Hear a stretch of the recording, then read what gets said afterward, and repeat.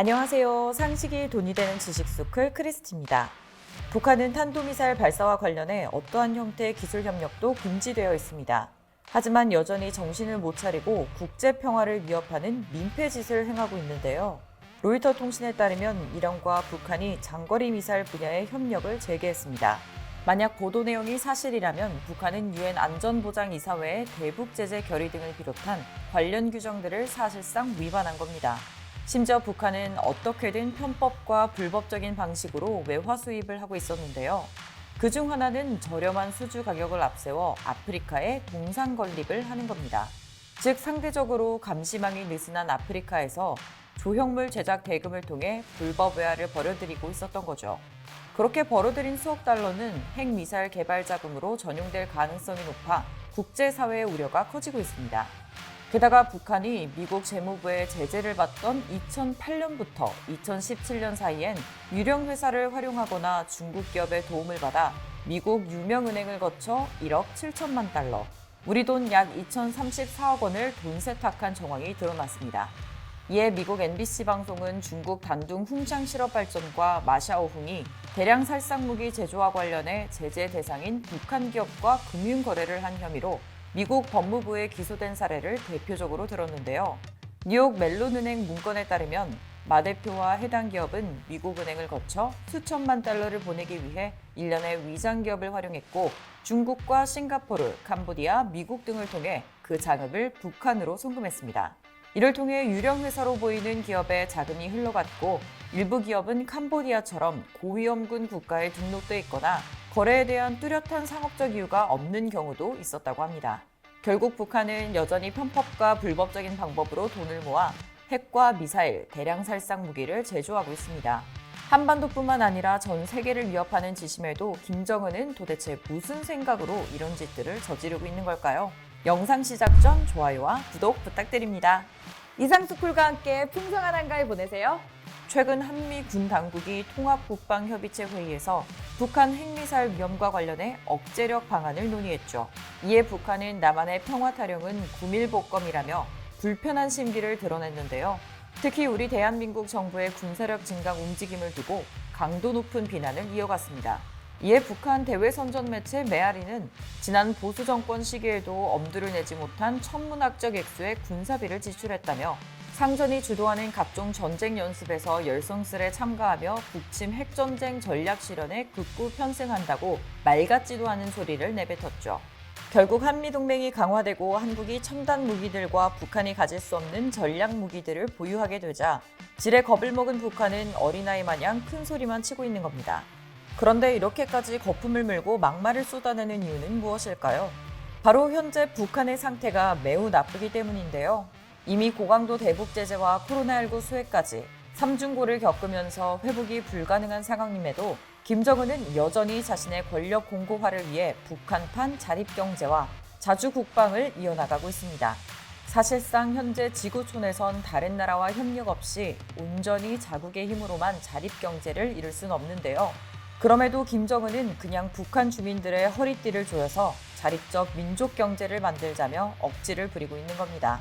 다시 말해 주민들의 삶보다 자신의 권력, 정권 유지가 더 중요하고 주민들을 희생시켜 비대칭 무기인 핵과 미사일, 대량 살상 무기에만 집중하고 있습니다. 또 북한은 남한이 한반도의 평화를 위협하고 있다고 말하지만 사실은 그 반대죠.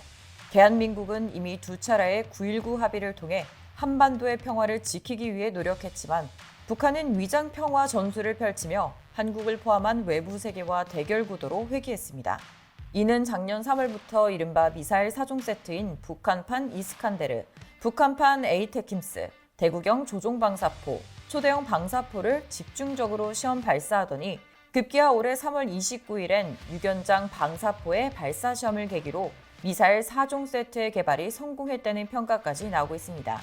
이 같은 단거리 미사일 4종 세트의 개발은 아직 실전 배치 전 단계를 할지라도 굉장히 단시간에 이뤄졌다는 점이 특징인데요. 또 사거리가 단거리라는 점에서 한국 위협용인 겁니다. 게다가 앞서 지난해 11월 25일엔 북한군이 서해 접경 지역에서 해안포 사격을 실시한 사건이 있었죠. 이에 한국군은 북측이 9.19 군사 합의를 위반했다며 최초로 인정하기도 했습니다. 즉 북한의 입장에서 보면 2005년 9.19 공동선언은 최초의 핵실험을 준비하기 위함이었고 2018년 9.19 군사합의는 한국을 위협할 수 있는 미사일 4종 세트의 완성을 위한 집중적인 시간이 필요했던 겁니다. 결국 북한은 군사적 대결의 종식과 한반도 평화에 대한 대한민국의 국민들의 열망을 이용해 괘씸하게도 한국을 위협하는 재래식 군사력 증강에 매진했던 거죠. 또 북한이 이런 짓을 벌이는 동안 북한 주민들은 엄청난 고통을 인내하고 있습니다.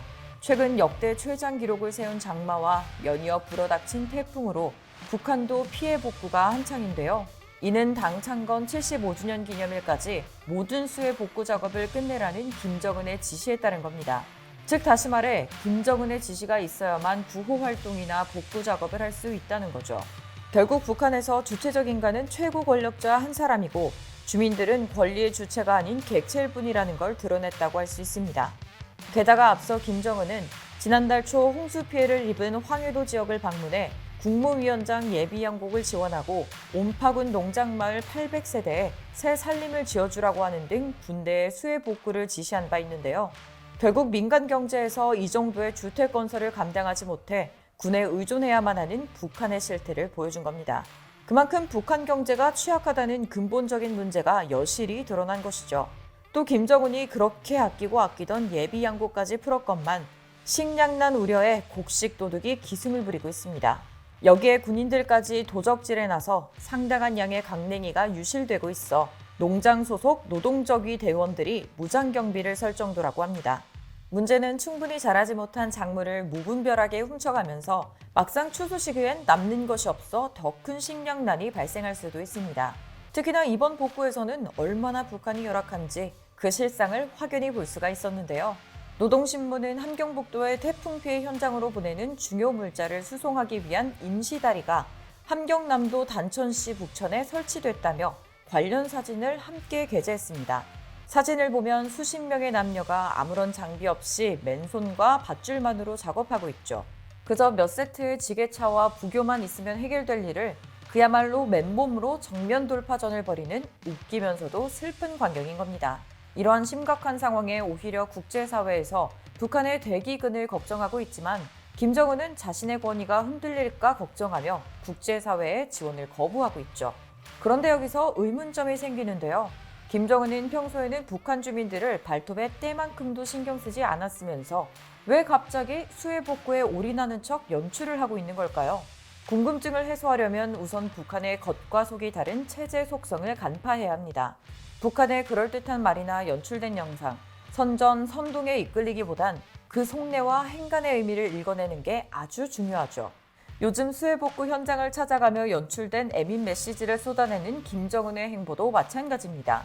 태풍 피해를 본 황해북도 강북리를 찾은 김정은은 북한군이 동원된 복구 현장을 둘러보면서 부유하고 문화적인 사회주의 농촌으로 전변시키기 위한 책임적이고도 중요한 사업에 국가적인 지원을 대폭 증가해야 할 것이라고 강조했습니다.